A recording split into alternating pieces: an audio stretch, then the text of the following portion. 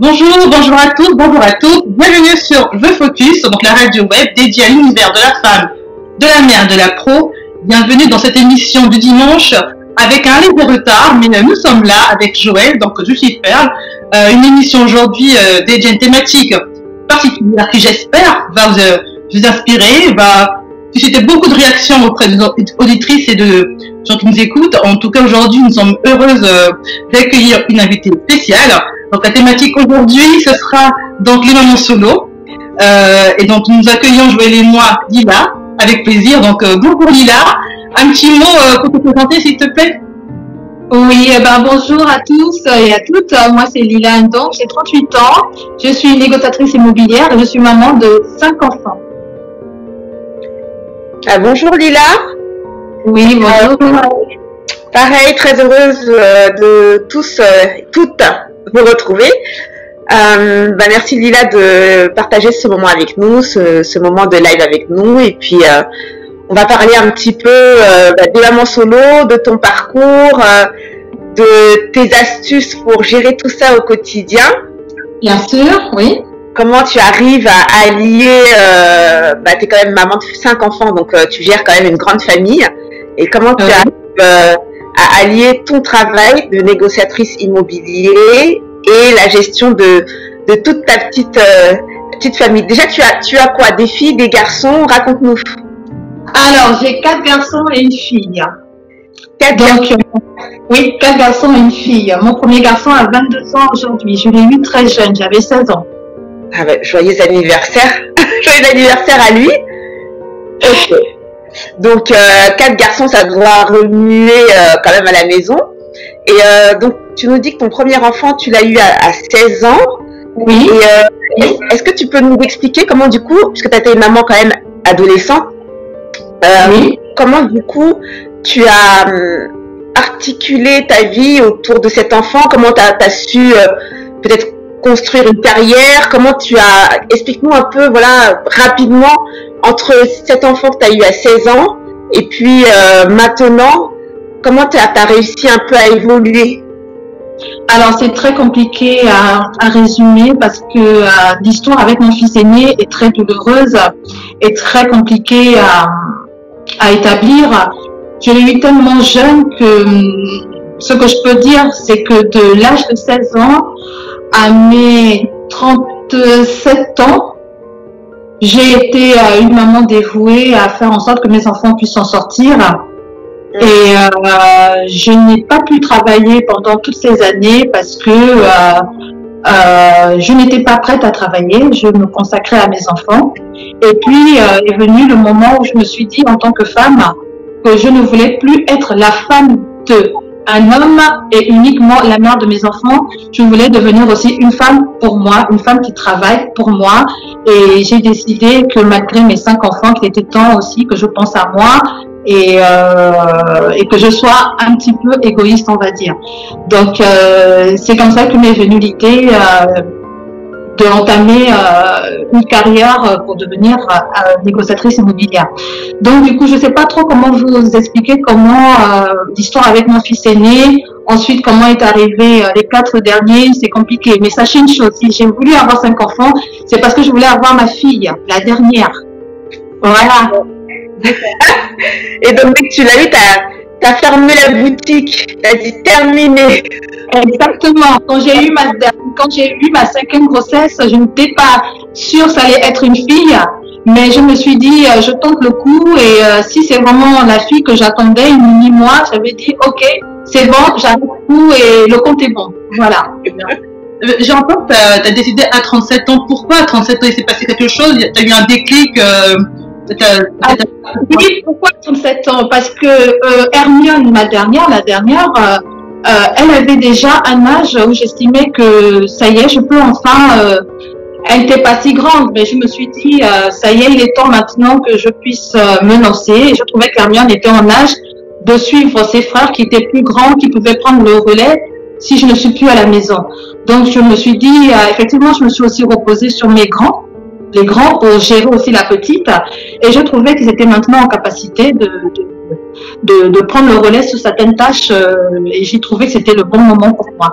Voilà, c'est pour cela que 37 ans est arrivé, on va dire, le déclic, l'âge de raison, et le déclic de me dire aussi que je peux le faire, que je peux aussi me séparer du père de mes enfants. Il y a eu un déclic de beaucoup de choses à ce moment-là, et j'ai pris mon envol. En gros, j'ai pris mon envol.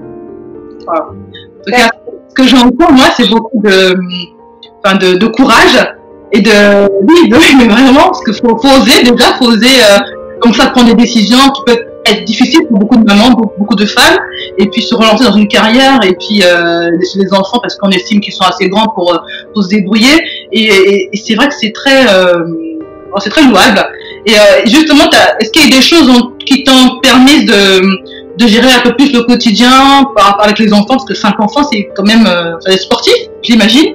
Oui, c'est très sportif, mais comme je disais, mon fils aîné, il a 22 ans aujourd'hui, le second a 15 ans, le troisième, il va avoir 10 ans. Moi, j'ai toujours éduqué mes enfants dans le sens de l'autonomie, la solidarité et le respect. Parce que je vais vous dire que je ne suis pas une maman câline.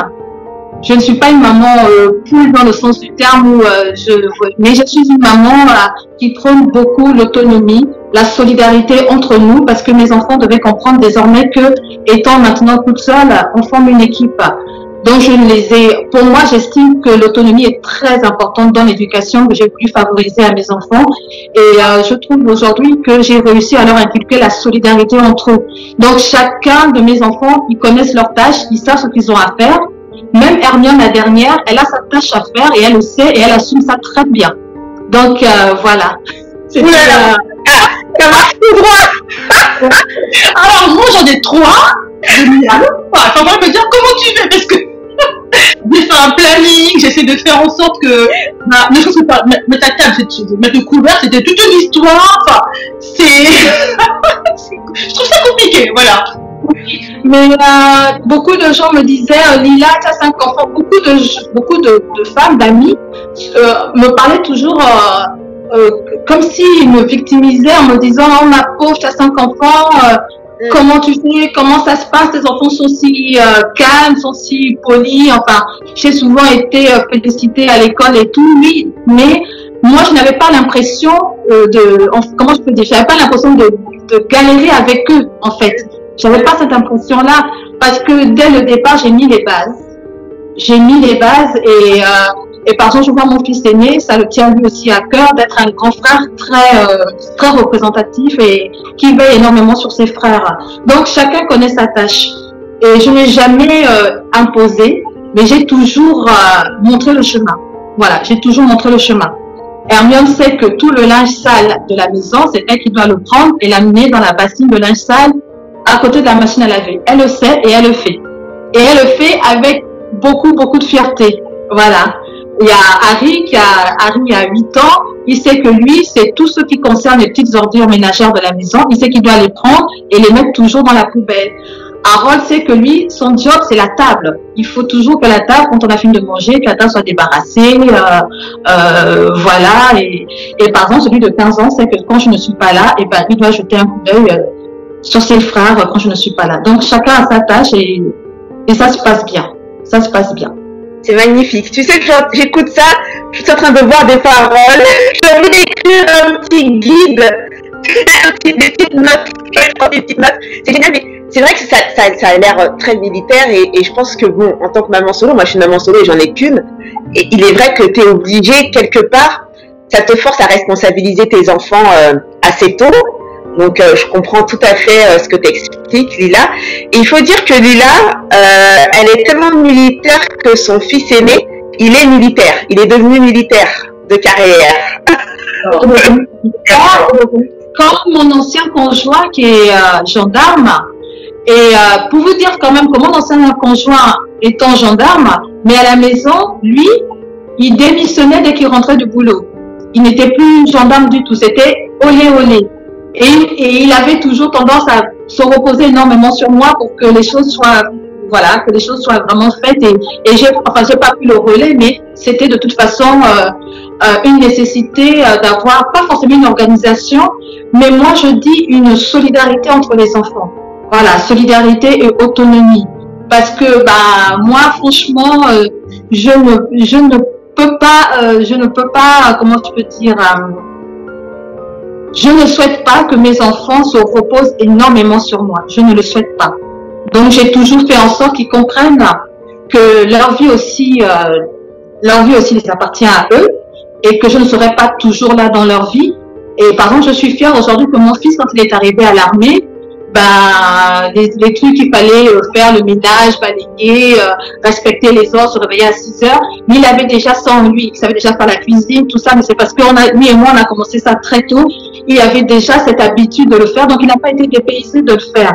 Donc, c'est ça, moi, je me dis, je veux que mes enfants comprennent qu'on n'est pas là à vivre, et surtout qu'on ne fait pas les enfants pour nous, et que moi, je veux qu'ils deviennent des personnes responsables plus tard. Donc, je n'ai jamais eu de scrupule, en tout cas, à leur faire comprendre qu'ils devaient prendre la responsabilité très tôt. Voilà, j'ai toujours été comme ça. Des fois, ils me disent que maman, t'abuses. J'ai répondu à la question, comment eux le vivent? Comment tes enfants le vivent?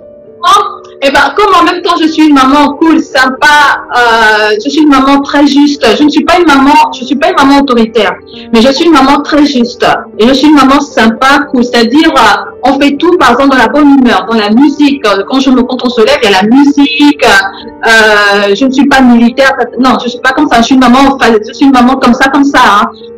C'est la fête à la maison, mais toujours, j'ai un regard qui tue. Ouais.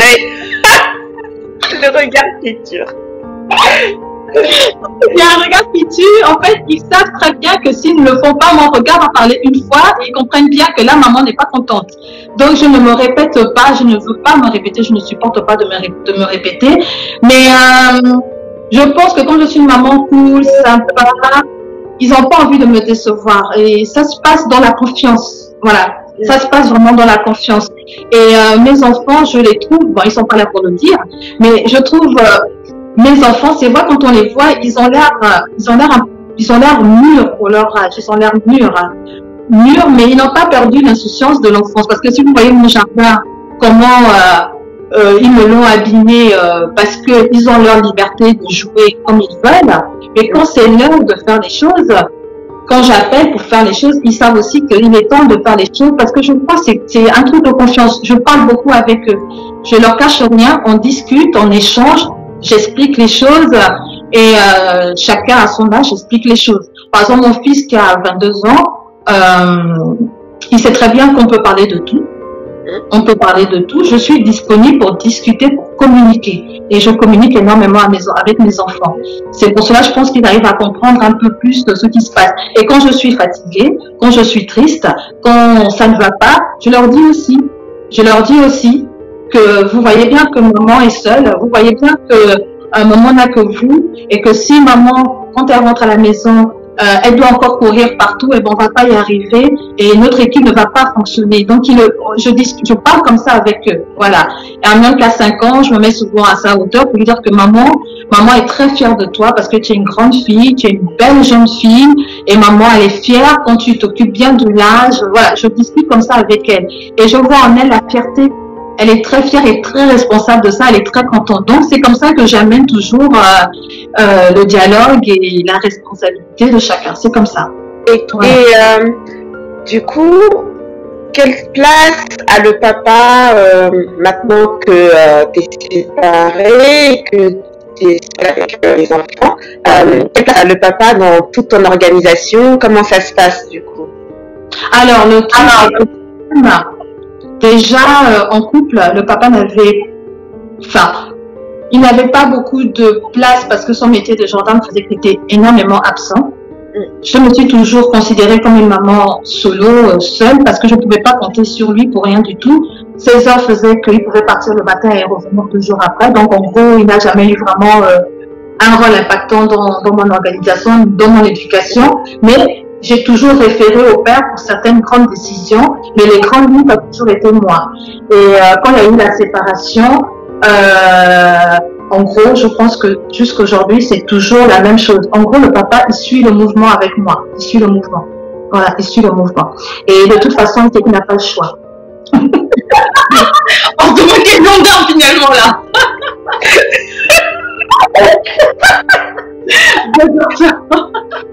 Je vois ce que tu en penses toi, mais quand j'entends l'imam, moi, j'ai l'impression que tu la ramasses, moi, à côté, tu vois, parce que...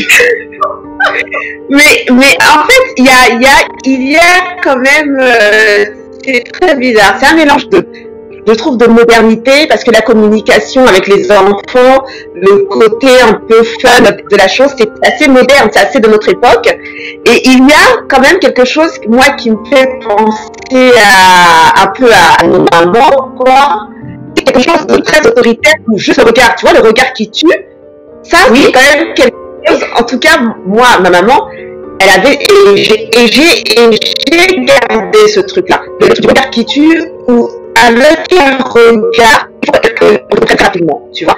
Et ça, c'est quand même un peu à l'ancienne, tu vois. C'est un peu à l'ancienne. En tout cas, c'est un peu ce que nos mamans, en tout cas moi, la mienne, elle procédait un peu comme ça. Par contre, on n'avait pas la communication de, je peux te dire, le truc, dans la maison, c'est fun et tout. Il y avait un peu moins de ça. Donc, en fait, Lila, c'est un mélange comme ça. Enfin, peut-être que tu as trouvé ton équilibre. J'ai trouvé mon équilibre toute seule, parce que je dois dire que, comme je vous ai dit, étant maman à 16 ans, je n'ai pas eu le temps à 16 ans d'être une mère pour mon fils aîné. J'ai plus été dans une évolution de l'amener, on va dire, à bon port, parce que j'étais jeune. Quand c'est ton premier enfant, que tu es jeune, que tu es livré à toi-même, tu n'as pas le temps d'assimiler ton rôle de maman. Tu ne la sois pas encore, tu es trop jeune et tu es plus dans le souci de te demander comment tu vas t'en sortir avec ce gamin-là. Et c'est ça qui a fait qu'avec Pierre, mon fils aîné qui s'appelle Pierre, j'ai toujours été dans la communication pour qu'ils comprennent pourquoi certains choix de ma vie entraînaient certaines conséquences. Et j'ai toujours communiquer parce que il fallait qu'ils comprennent. C'était important qu'il n'y ait pas de tabou, parce que je ne voulais pas qu'il soit... Je crois que même moi, dans mon jeune âge, j'avais peur que mon fils plus tard soit dans un déséquilibre pas possible. Et je ne sais pas comment j'ai compris ça, même jeune, que même dans nos galères, il fallait l'amener dans la communication. Et aujourd'hui, je suis fière. Je suis fière quand je le vois parachutiste, beau garçon, la pète, il a eu le bac à 16 ans, et ben c'est ça ma récompense, c'est ça la récompense que j'ai eue par rapport à mon fils aîné. Et je vois aujourd'hui comment il veille aussi sur ses petits frères.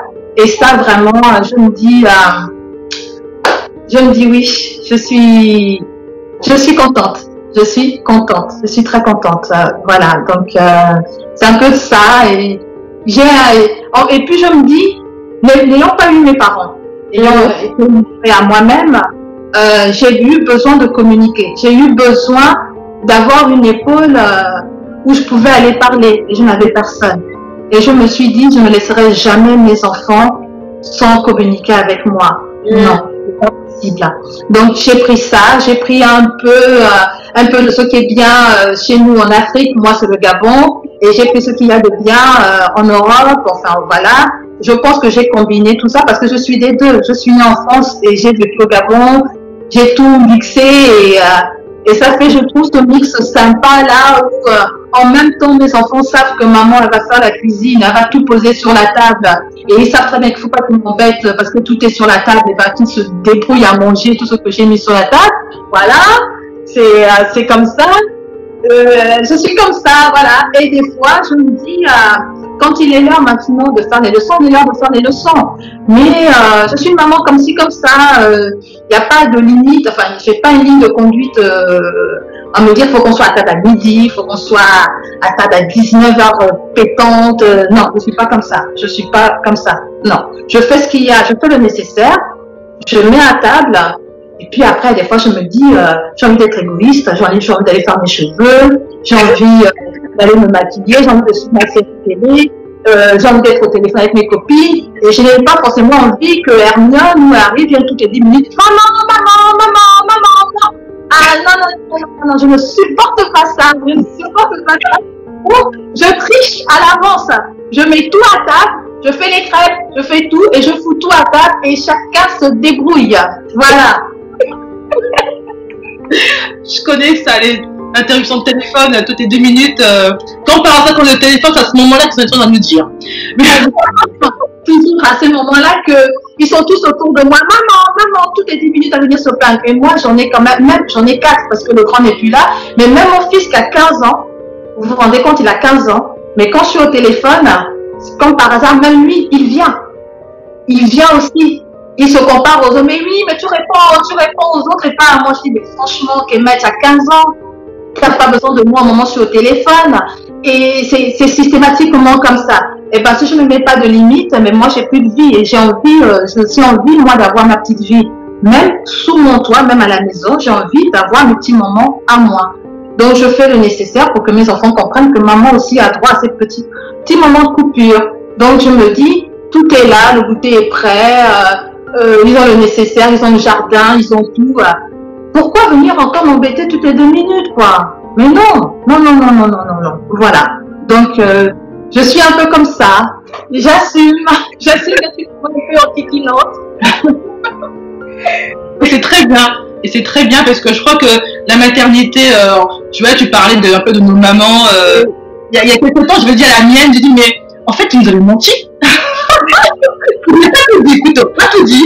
Parce qu'effectivement, dans la pensée de la maternité, c'est quelque chose de super magnifique. Je dis pas que c'est pas beau, hein. Je vais pas non plus en train de dire que c'est difficile.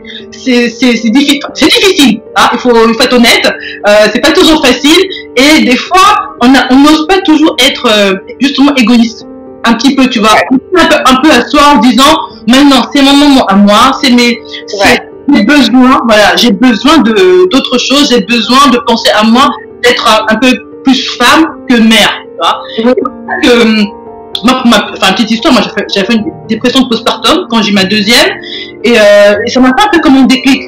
Je me dis, il faut qu'on arrête de tout le temps, tout penser en tant que nos enfants. Bien sûr, c'est notre monde, bien sûr, on les adore, bien sûr, sans eux, je pense que notre vie serait pas la même, mais penser à soi, c'est hyper important parce que quand on est épanoui, nous les femmes, nous les mamans, c'est forcément qui le ressentent, ça rejaillit sur eux. Et quand j'entends là, je me dis, mais c'est exactement ça que les femmes devraient avoir, ce genre d'état d'esprit. Se dire, tu peux être maman, sans être maman, après on peut pas tout le temps coller sur nos enfants et tout, mais avoir une petite distance, ce petit précaré, son petit coin à soi, où justement, entre copines, on va prendre des verres, on sort au cinéma, enfin voilà, on fait des choses pour nous en tant que femmes, tout simplement. Oui, non, donc là, aujourd'hui, c'est une émission de indigne. C'est un rendez-vous de maman indigne, c'est bien. Non, mais personnellement, je me reconnais complètement dans ce que vous dites. Je crois que c'est important pour dernier qui vraiment c'est une course de fond. C'est une course de fond et demande énormément d'énergie. Et ton énergie, tu dois aller quelquefois la puiser ailleurs que dans ton rôle. Sinon, écoute, épuisé, comment ça va ma fille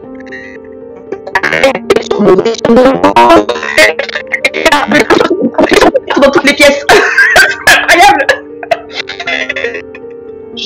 Franchement, allô? Oui. Alors, on s'entend? Alors, je t'entends mieux là. Alors, désolé pour le problème technique. Ta dernière phrase, s'il te plaît? Non, je disais,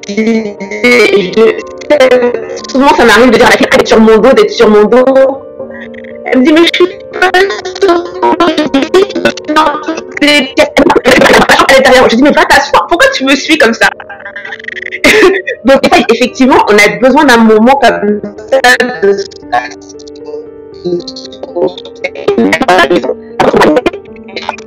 pour justement être bien. Et là, est-ce qu'il t'est arrivé d'avoir, en tant que maman solo, on est très vite, tout le monde veut nous donner des conseils, très vite, et même quand tu es maman solo, chacun son avis sur comment tu devrais agir. Et toi, en tant que maman de 5 enfants, est-ce qu'il t'est arrivé qu'on te critique de manière négative? Tu n'étais pas assez mère, ou pas assez dévouée, ou pas assez... Oui, voilà. Oui, on a déjà fait des réflexions que je n'étais pas assez dévouée, que je n'étais pas assez... Oui, j'ai déjà eu ce genre de réflexion, mais à ce moment-là, je pensais que je n'avais pas le droit d'assumer que oui, j'ai le droit d'avoir ma propre façon de vouloir élever mes enfants. Donc, avant, je ne répondais pas à ces personnes qui pouvaient être mes copines ou ainsi de suite. Hein. Mais depuis que j'ai pris confiance en moi, depuis que je travaille, que je m'assume, je n'accepte plus que quelqu'un puisse me dire que je ne fais pas assez bien. Oui, j'assume que je ne suis pas une maman parfaite. Oui, j'assume que des fois, je fais passer aussi mon bien-être avant autre chose. Mais pourquoi je fais passer mon bien-être avant autre chose? Parce que je crois que mes enfants ont besoin de voir leur maman heureuse aussi. Mes enfants, j'ai vu des moments de ma vie où j'étais pas bien, que mes enfants étaient inquiets pour moi, ils étaient tristes pour moi. Et ils venaient souvent voilà. Et j'étais pas fière de ne pas être, je n'étais pas fière de montrer cette image de moi à mes enfants. Donc, j'ai compris que tout ça passait par le fait que je dois accepter, je dois assumer que je dois, moi, d'abord être heureuse et ne pas me forcer à faire des choses qui me bouffent. Même si ce sont mes enfants, je les aime, il n'y a pas de souci, je les aime. Mais j'ai le droit d'exister aussi pour moi. Donc, j'ai fait comprendre à ces femmes-là que si elles estiment que ma manière de fonctionner ne les convient pas, mais c'est leur problème à elles. C'est pas, je n'ai pas à suivre une méthode de mon ami A, de mon ami B, parce que chacune de nous avons notre propre histoire, nous avons notre propre expérience. Personne ne sait ce que ça fait d'être maman depuis l'âge de 16 ans.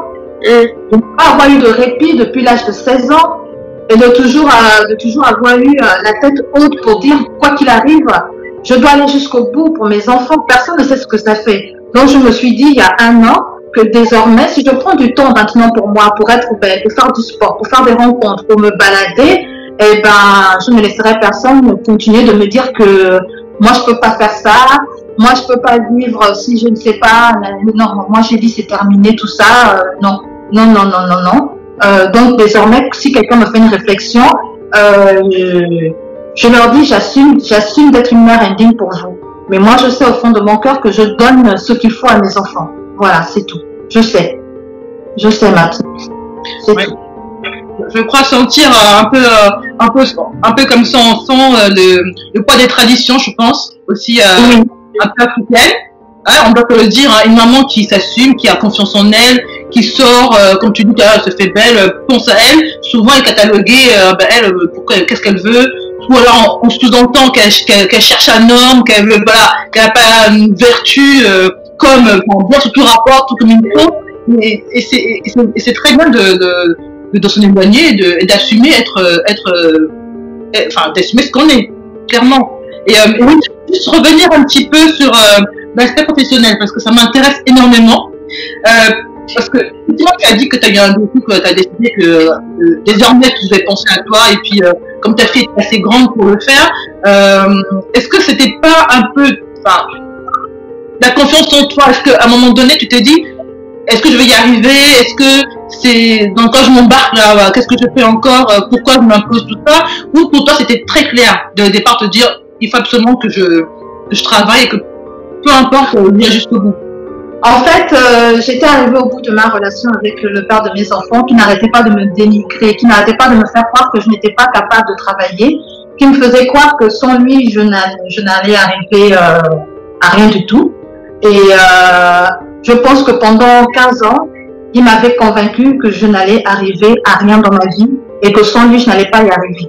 Et en même temps, il n'arrêtait pas de me reprocher le fait que s'il y a une certaine qualité de vie dans la maison, c'est parce que c'est lui qui travaille, c'est lui ceci, c'est lui ceci. Et à un moment, je me sentais tellement dévalorisée que j'ai dit stop, ça suffit. Parce qu'il me disait toujours, mais comment tu vas faire avec 5 enfants? Comment ceci avec 5 enfants? Et si, et ça, toujours 5 enfants, toujours et tout. Oui, à un moment, j'ai dit stop, ça suffit. Que si à chaque fois j'ai voulu faire des choses dans ma vie, j'ai toujours reporté parce que je me disais ah oui mais j'ai les enfants, je vais pas y arriver et tout. Et ben un jour j'ai dit stop, ça suffit. Que quoi qu'il arrive, et ben les enfants et moi on va s'adapter. Les enfants vont suivre le mouvement et on va trouver des solutions. Donc j'ai dit j'y vais, go, on y va et je suis partie. Oui, j'avais peur. J'avais peur, mais c'est cette peur-là justement qui m'a donné la force de me dire, Lila, tu t'en vas tu as peur de ne pas y arriver, mais tu n'as plus le choix maintenant parce que tu te retrouves seul face à tes responsabilités, donc tu n'as plus le choix. Faut que tu y arrives. C'est justement cette peur-là qui me disait, ne tombe pas, vas-y, fonce.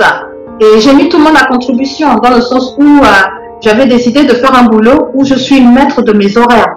Parce que je suis une négociatrice immobilière, c'est vrai, mais je suis indépendante, je suis agent commercial au sein d'une agence, c'est vrai, mais j'avais besoin quand même d'avoir une certaine autonomie pour répondre présent si vraiment il y a un cas de force majeure pour mes enfants de pouvoir quitter mon boulot et arriver.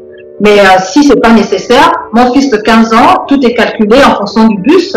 Si je n'arrive pas à temps, mon fils de 15 ans, quand il arrive de l'école, il va chercher ses frères à la sortie du bus. Donc, tout était engendré de manière à ce que les choses puissent se faire sans souci. Voilà, donc je me suis organisée comme ça et j'ai foncé.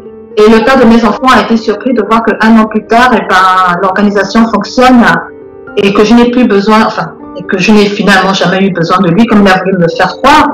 Et il est surpris aujourd'hui que j'arrive à faire et le boulot et les enfants, tout ça. Mais je ne peux pas y arriver sans la participation de mes enfants. C'est pas possible. C'est impossible. Voilà. Mais le travail quand même, j'ai beaucoup d'heures. Je fais beaucoup d'heures. Mais quand je finis, je rentre quand même m'assurer que le nécessaire est fait avant de pouvoir reprendre notre rendez-vous peut-être vers 19h30. Après, je repars. Je gère mon emploi du temps.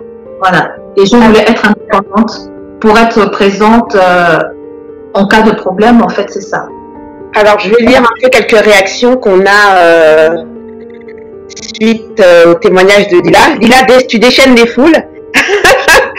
Alors, je dis bravo Lila pour ton dévouement de mère exemplaire. Tout le mérite lui revient. Bravo Lila, t'es une maman parfaite. Donc tu vois, effectivement, t'es pas une maman indigne ou voilà, les gens ont bien compris, je pense, ce que tu expliques et ta philosophie. Et donc finalement, tu deviens une maman parfaite, ma Lila. Elle impose le respect, Lila, bravo. Alors, il y a Daphné qui nous dit à partir de quel âge Lila a-t-elle du coup élevé seule ses enfants? Je crois que tu nous l'as dit, hein. Il y a pas eu d'âge puisque, comme je disais, j'ai été en couple avec un homme qui était absent dû à son travail. Ouais. Donc, j'ai toujours été aux manettes de mes enfants depuis le commencement, hein, oui. Mais j'avais une présence masculine, oui. Mais il n'était pas présent vraiment dans ma vie. Ouais. J'étais trop occupée avec mon travail. Je pouvais pas me dire, je vais au boulot et si je suis coincée, le papa peut aller les chercher. C'était impossible. Impossible. Je devais toujours, moi, penser à tout. Si je prends la responsabilité de travailler, je savais très bien que je ne pouvais pas dire à Hugues, écoute, je suis coincée au boulot, va chercher les enfants. C'était impossible. Impossible. Voilà. Donc, j'estime que j'ai toujours été toute seule, même en couple, j'ai toujours été toute seule à gérer mes enfants. Voilà. Alors, il y a une partie sur laquelle je voudrais revenir parce que il y a beaucoup de mamans qui sont mamans au foyer et c'est ce que tu étais pendant très très longtemps. Oui. Voilà, c'est assez récent encore que tu travailles, que tu es négociatrice immobilière. Et cette partie-là, quand on est maman au foyer, il y a un cheminement pour se dire, je vais reprendre mes études. Comment tu t'es organisée avec la reprise des études? Voilà, prendre ton indépendance, sortir, aller travailler. Qu'est-ce que ça a suscité en toi? Est-ce que tu as eu des questionnements sur ça, sur la reprise du travail, quand on est comment tu as vécu toute cette partie de transition entre le moment où tu dis je vais reprendre mes études et le moment où ça y est, tu as ton premier poste, où tu vas travailler, etc. Alors, comme je disais, quand on est une femme constamment dévalorisée, quand on est aussi une femme, je peux le dire, dévalorisée par la société, parce que la société aussi, on a le poids de la société. Oui. On a l'impression que le fait que nous sommes mères au foyer, on a l'impression que, excusez-moi les filles, mais on a l'impression qu'on ne vaut rien. Parce que même la société nous donne cette place-là que on ne travaille pas, donc on est un peu les parias. Et moi, c'était la catastrophe parce qu'en même temps, j'avais 5 enfants, pas de boulot. On m'avait mis l'étiquette que je vivais au crochet du père de mes enfants. Donc, je pense que tout ça faisait qu'à un moment donné, oui, je me sentais dévalorisée en tant que personne. Et c'était quelque chose qui commençait vraiment à me peser, de me dire, effectivement, qu'est-ce que je fais pour moi? Je commençais à me poser la question tout le temps. Qu'est-ce que je fais pour moi? Je m'interrogeais sans cesse. Oui, je suis la femme de quelqu'un. Oui, je suis la mère des enfants. Mais moi, Lila, qu'est-ce que j'ai pour moi? Il y a quoi pour moi? Eh bien, il n'y avait rien. Il n'y avait rien. Et je me sentais seule en moi. Je me sentais incomplète. Je me sentais... il me manquait quelque chose. Il me manquait quelque chose d'important. Ben, c'était mon épanouissement en tant que personne. Je ne l'avais pas. Et j'ai commencé tout le temps et puis aussi à vouloir faire comprendre à mon ex que je ne suis pas une bonne à rien, parce que lui, il avait une phrase qui me tuait là, c'était quand il rentrait de boulot. Ah oui, mais tu es à la maison, tu n'as que ça à faire. Alors cette phrase-là, tu n'as que ça à faire. Tu n'as que ça à faire. Non mais ils se rendaient pas compte, hein. Toute la journée, il y a des gens qui se rendent pas compte, mais que même quand on est à la maison, on a plus de boulot. Ça n'arrête pas, ça ne finit jamais. Et bien moi, cette phrase-là, tu n'avais que ça à faire. Et pourquoi signer? Enfin bref, il me parlait tout le temps comme ça. Et effectivement, je commençais, moi, à me dire, ça suffit, hein. Ça suffit. Et je voulais reprendre confiance en moi. Et je me suis dit, pour être immobilière, il fallait que je fasse une formation, il fallait que je retourne à l'école. Ça ne pouvait passer que par le chemin de l'école. Et à un moment donné, je me suis dit, stop, j'arrête de me dévaloriser. Je vais moi-même chercher des réponses à mes questions et j'ai eu la force et le courage de me dire je veux être une meilleure personne.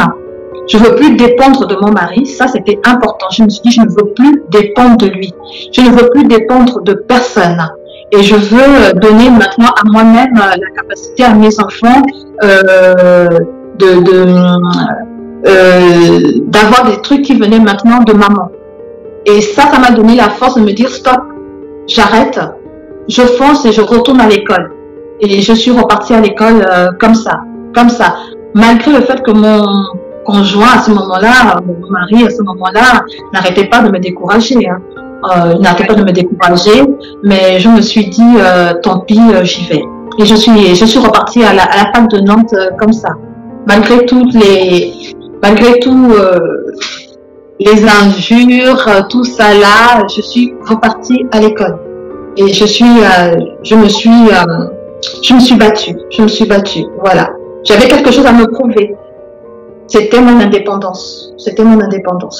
Voilà. Laetitia qui a commenté, je vis au Congo et c'est vrai que la maman au foyer est surtout mal vue par certaines familles, surtout les belles familles. Il faut beaucoup de courage et d'organisation pour pouvoir faire ce que Lila a fait. Vraiment chapeau. C'est vrai que la belle famille, on l'a pas abordé, mais quelquefois les belles familles n'aident pas dans l'application de soi-même quand on est une mère au foyer et que leur fils travaille. Et il y a une partie quand même, là, je sais pas, pour Perle, si tu veux dire quelque chose, sinon moi j'adorerais une autre partie.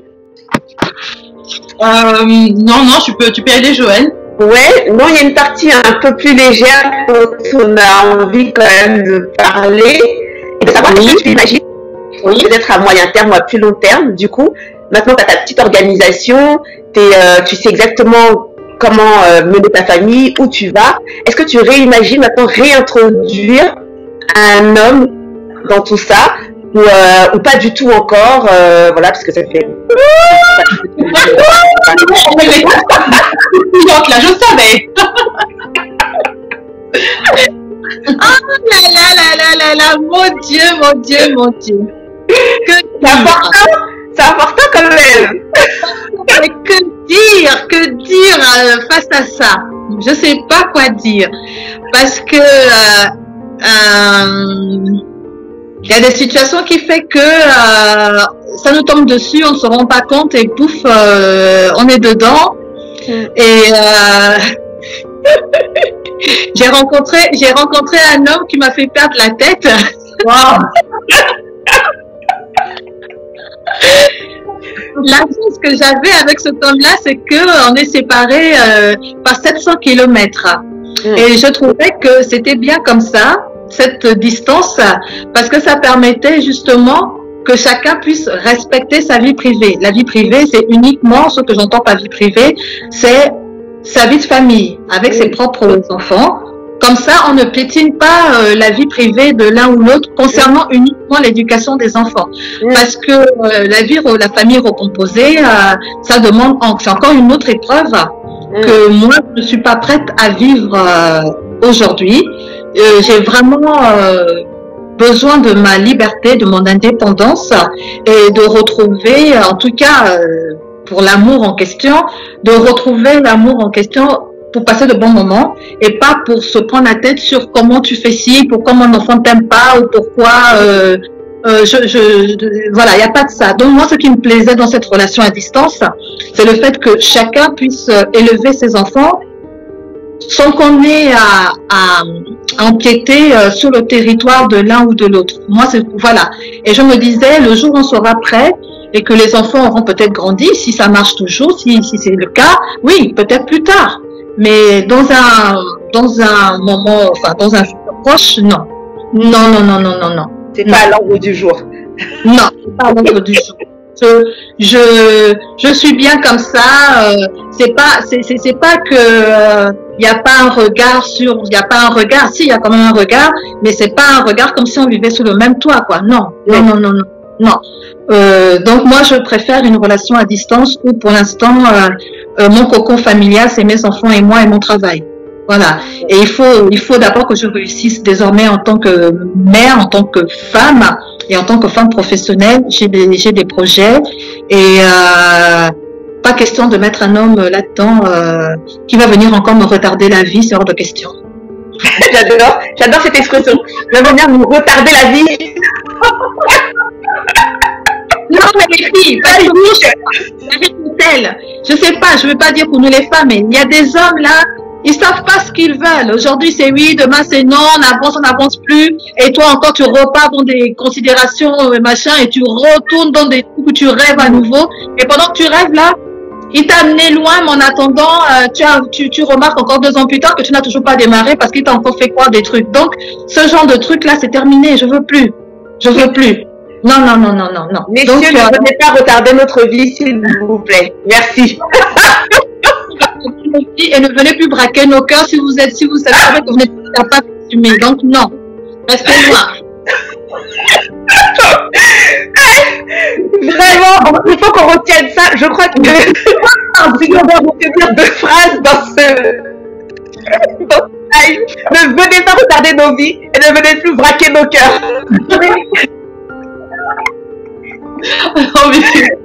Non mais c'est tellement vrai ça. J'ai pas mal. J'ai surtout de très bonnes amies maman solo et une, je pense qu'elle nous écoute d'ailleurs qui je pense que la thématique va beaucoup l'intéresser et ce qui ressort sur une discussion c'est ce côté justement besoin de liberté, besoin de respirer quoi. Justement après quand on était en couple, c'est pas forcément bien passé, que justement le côté au moment t'es rabaissé constamment. Là t'as plus envie d'avoir une espèce de boulet là, tu sais. Oui. Tu respires à plein poumon, tu revis et t'as pas envie de t'emprisonner entre guillemets. Bon, je m'entends, c'est pas pour une prise, on est en couple, mais c'est s'emprisonner les filles. C'est s'emprisonner avec des mecs qui savent pas ce qu'ils veulent. C'est s'emprisonner. Moi, je ne dis pas aujourd'hui, je suis sincère. Je ne dis pas que je ne l'aime pas. Je suis amoureuse de lui. Oui. Mais le problème aujourd'hui, c'est que je sais pas. Les femmes, j'ai l'impression que les femmes sont plus matures. Elles sont plus. Je sais pas comment dire ça. J'ai l'impression que les femmes sont plus matures et qu'on sait. Moi, je me dis aujourd'hui, je sais ce que je ne veux plus dans ma vie. Et oui, je peux pas dire que je ne l'aime pas. Je peux pas dire que je ne suis pas amoureuse de lui. Ce serait mentir. Mais à un moment donné aussi, on a des obligations qui font on a des obligations qui font qu'on doit se décider qu'est-ce qu'on veut dans nos vies. On veut quoi? Oui. Bon, je suis championne pour le dire, mais en attendant, c'est vrai que des fois, je le pleure, hein. Ouais, tu es honnête. Ça nous rassure. Parce que là, on commence à avoir des complexes, faire les mois. J'avoue savoir que tu pleures un petit peu quand même. Je le pleure, cet homme-là, c'est clair. Je suis amoureuse de lui, je l'aime, tout ça là. Mais il y a des moments où je me dis, il y a des hommes qui ne veulent pas avancer, et voilà quoi. Donc moi, je me dis, c'est mieux d'être, enfin, moi dans mon cas, je me dis, je préfère désormais être cette femme indépendante, cette femme qui prend du temps pour elle, qui se fait belle pour elle, voilà, c'est en fait maintenant aujourd'hui c'est important pour moi de me faire belle pour moi, de me sentir belle pour moi, d'être une maman au top sympa, sans se prendre la tête, de pouvoir aller au boulot, et oui, de faire tourner la tête aussi des mecs, oui, pourquoi pas, c'est intéressant, c'est tout, pourquoi pas, oui, voilà. Donc tout ça, ça compte maintenant. Et je me dis, si tu es un homme à plein temps dans ta vie, on va plus pouvoir s'amuser, regarder un peu à gauche, à droite. Moi, j'ai cette liberté aujourd'hui. Voilà, donc non. Voilà. Là, écoute, c'est exceptionnel. En tout cas, dans tous les commentaires qu'on a reçus, voilà, tout le monde est vraiment exceptionnel, donc courage, que t'es parfaite. Donc, vraiment, je pense qu'il y a beaucoup de femmes qui nous écoutent et qui sont comme nous tous, comme maman, et puis qui travaillent en même temps. Et puis, maman, selon c'est encore une difficulté supplémentaire, parce qu'il y a une organisation magistrale, comme tu as pu nous le démontrer. Donc, moi, je trouve vraiment que ton parcours, ce que tu es, tout ce que tu assumes de toi, c'est pas si facile, nous, en tant que femmes, d'assumer totalement ce qu'on est. Il y a toujours des jugements, on a un moment, une charge mentale qui pèse et qui fait qu'on certaines choses qu'on ne veut pas on veut pas dire. Je trouve, parce que par rapport à moi, je trouve ton témoignage rafraîchissant. Ça fait du bien de la femme qui s'assume complètement. Et voilà, je sais pas si tu as des conseils, si tu devais donner un ou deux conseils à une maman fraîchement solo, ou alors une maman qui est solo depuis plus longtemps, mais qui a beaucoup de mal à assumer l'organisation. C'est lourd parce que quelquefois, il faut pas mentir, moi ça m'arrive très souvent de me dire, quand même, j'aimerais me reposer, mais quand je dis reposer, c'est même pas matériellement, hein. Parce que matériellement, ça va, j'assume. Mais tu sais, poser ma tête même sur l'épaule, l'épaule de quelqu'un pour dire, oh mon Dieu, j'aimerais, tu vois. Moi, je fais énormément de choses. J'ai pas autant d'enfants, mais je fais énormément de choses. Et je me suis fait dire, ouais. Donc, ça nous arrive tous. Qu'est-ce que tu as comme conseil, voilà, à donner à une maman fraîchement solo ou une maman qui est solo depuis longtemps, mais pour elle, c'est un peu plus lourd que pour toi, voilà. Enfin, les filles, c'est quand même, comment je peux dire ça? C'est pas que c'est pas lourd, hein, mais je pense que tant que j'ai cette responsabilité de devoir amener mes enfants à bon port, je pense que je ne me permets pas de craquer pour l'instant. Et pourtant, je sais que j'ai vécu et que je continue de vivre des moments très difficiles, mais je ne sais pas pourquoi, je n'arrive pas pour l'instant à baisser les bras. Tout simplement parce que je me dis, si je baisse les bras, mes enfants n'ont plus rien parce qu'ils n'ont que moi. Donc je suis encore dans l'incapacité d'accepter de baisser les bras face à la difficulté. Mais toujours est-il que quand ça ne va pas, j'appelle mes copines. Quand ça ne va pas, j'ai des moments de tristesse, de mou, de tout ça. Je vais dans ma chambre, je pleure un bon coup. Je pleure un bon coup. J'accepte et je me dis, il faut accepter, il faut regarder en face le problème qui vient à toi. Il faut pas dans le déni. Il faut l'accepter justement. Quand on l'accepte, il faut pas culpabiliser d'accepter, de se dire que ça ne va pas, je suis fatiguée, mes enfants m'épuisent. Je pense qu'il faut qu'on l'accepte. C'est pas parce qu'on l'accepte qu'on est des mauvaises mamans. Au contraire, mettre des mots là-dessus, c'est ce qui nous permet d'identifier là où ça ne va pas pour régler le problème. Et se dire que là où ça ne va pas, faut pas culpabiliser les filles. Faut accepter. On n'est pas parfaite, hein. On n'est pas des superwoman. Hein. On n'est que des mamans, on n'est que des femmes, et on est des êtres humains.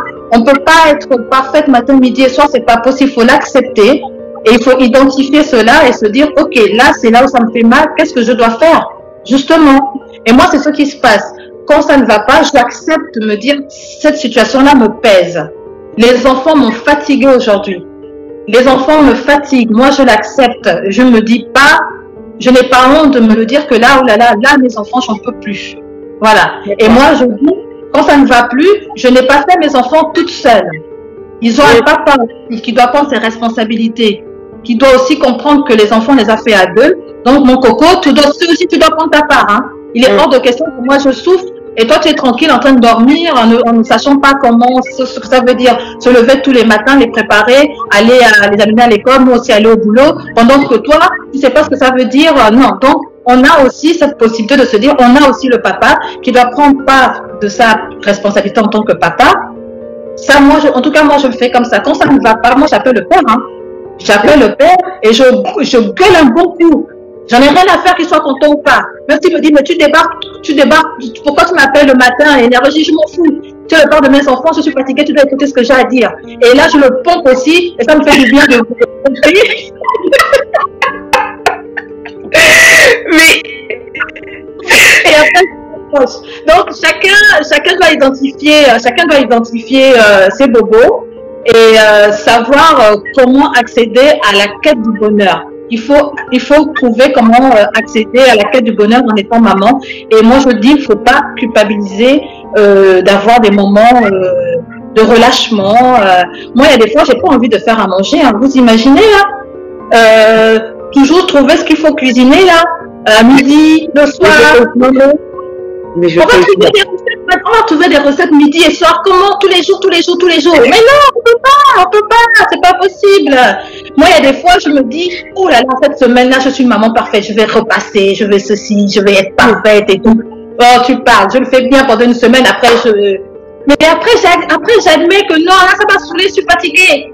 Je démissionne. Je dis non, j'en peux plus. Je vais repasser même dans un mois, je m'en fous. Je pose tout.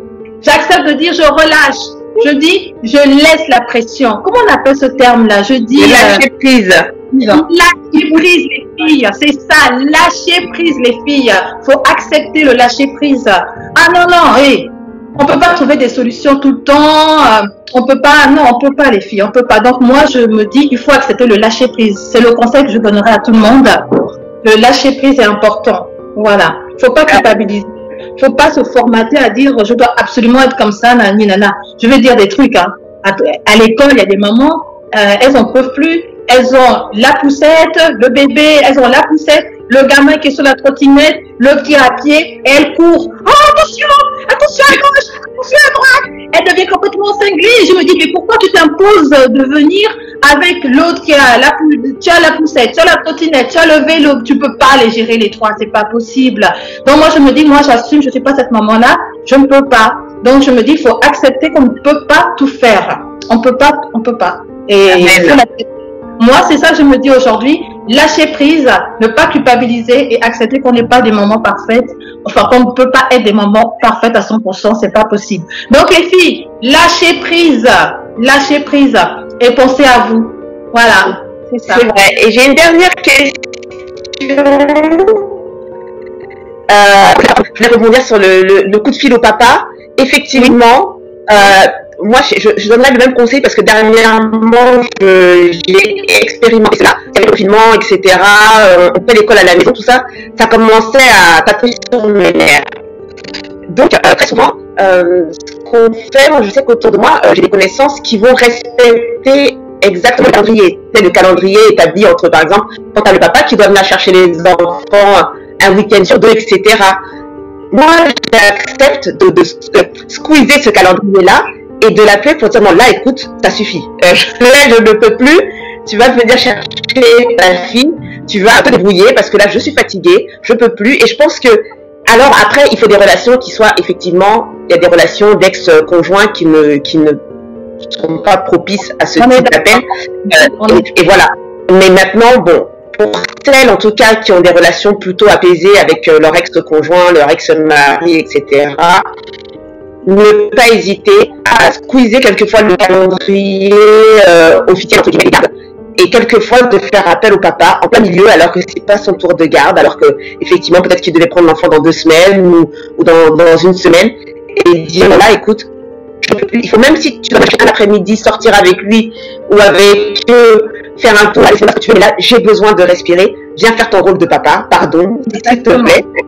Et moi c'est vrai que n'hésite pas, alors c'est vrai, voilà, comme on a dit, il faut des relations apaisées, mais ne pas hésiter quelquefois à faire appel au papa.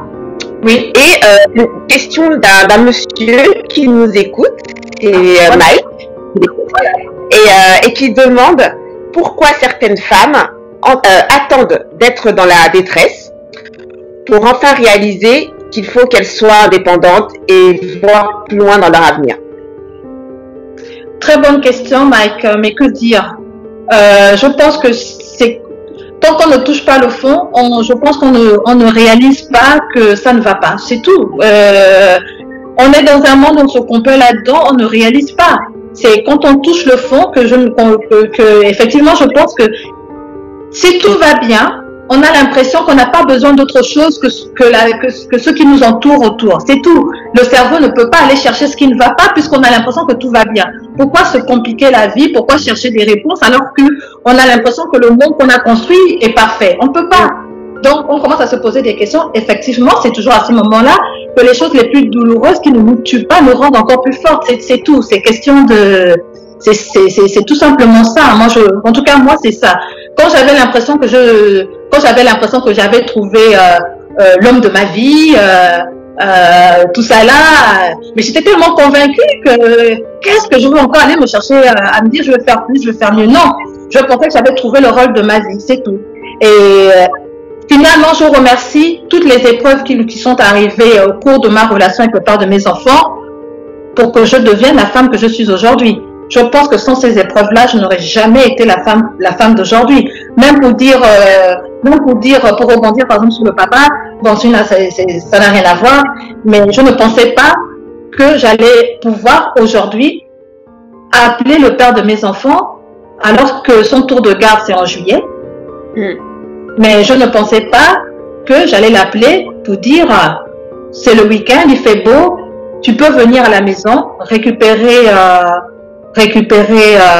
les enfants, passer un week-end avec les enfants chez moi. Chez moi, je ne pensais pas le faire. Et pourtant, s'il faut respecter le calendrier, lui les avait tout le mois de, je sais plus, mars, et il devait les reprendre au mois de juillet. Mais j'ai claqué, j'étais fatiguée. Je me suis dit non mais plus quoi encore, il ne faut pas rester tranquille et non. Donc j'ai appelé pour qu'il vienne faire son rôle de papa. Je lui dis, tu viens chercher les enfants, il fait beau, il y a la plage à 5 minutes, tu vas t'en occuper. Et moi, pendant ce temps, j'ai un rendez-vous à 15h30. J'ai une émission à 15h30. Donc tu les prends et puis, allez hop, allez-y vous balader. Et c'est ce qu'il a fait.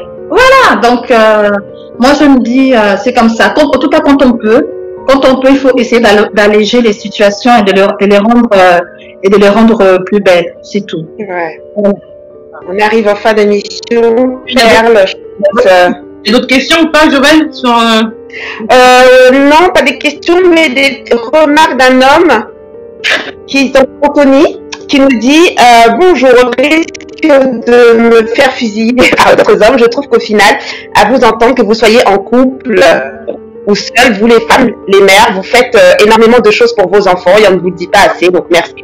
Ah ben voilà. On finit sur une belle parole d'un homme. Exactement ça. Et puis, j'aimerais qu'on accepte qu'ils viennent braquer nos cœurs alors. Anthony, vous êtes autorisé au braquage. Ouvrir le coffre-fort. Non, c'est très drôle pour la fin, effectivement. Quand j'entends l'histoire de Lila, j'entends Joël parler en tant que mère solo également. Et c'est vrai que moi, je suis en couple.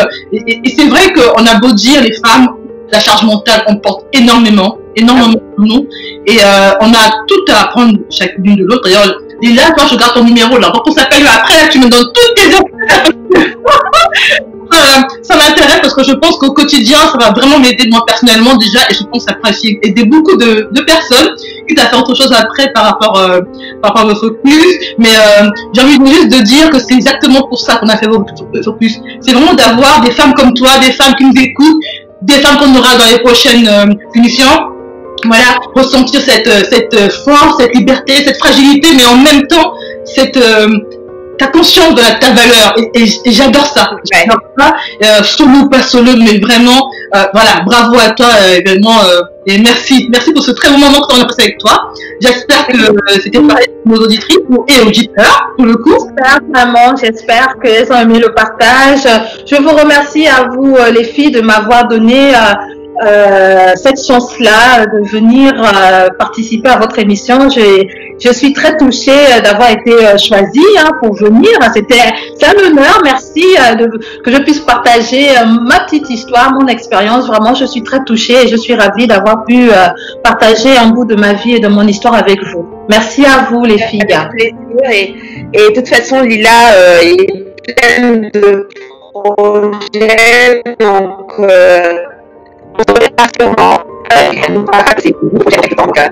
voilà, vous réentendrez Lila, ne vous inquiétez pas. Merci. Voilà, dans le rond d'antenne, donc un grand merci à tous ceux qui nous ont écoutés. On vous dit à bientôt sur le Focus. Donc n'oubliez pas donc la radio et la partie web également, son compte également le réseau social, donc est dédié à l'univers de la femme, de la mère et de la pro. À bientôt et prenez soin de vous. À bientôt. À bientôt.